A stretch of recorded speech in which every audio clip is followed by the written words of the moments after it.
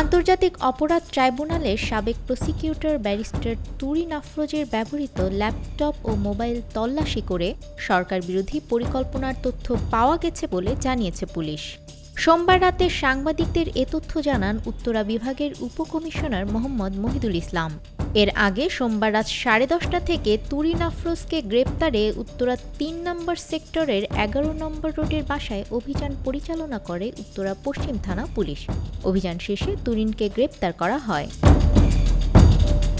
DC Mohidul ইসলাম বলেন, উত্তরায় আব্দুল জব্বার নামের এক ছাত্রকে হত্যার উদ্দেশ্যে গুলিবিদ্ধ করার ঘটনায় মামলা হয় তুরিন আফরোজের বিরুদ্ধে। এই মামলায় তাকে গ্রেপ্তার করা হয়েছে। তিনি আরও বলেন, তুরিন আফরোজের বাসায় তল্লাশি চালিয়ে তার ব্যবহৃত মোবাইল ও ল্যাপটপ জব্দ করা হয়েছে। সেগুলো চেক করে দেখা গেছে তার ফেসবুকে অনেক সরকার বিরোধী প্রচারণা রয়েছে। উত্তরা বিভাগের উপকমিশনার বলেন, সরকার বিরোধী প্রচারণার বিষয়ে ঊর্ধ্বতন কর্মকর্তাদের সাথে কথা বলে পরবর্তী আইনগত ব্যবস্থা গ্রহণ করা হবে।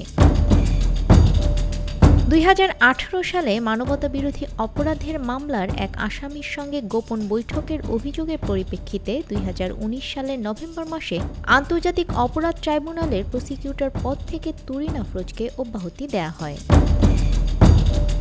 নিউজ ডেস্ক, আমাদের সময়।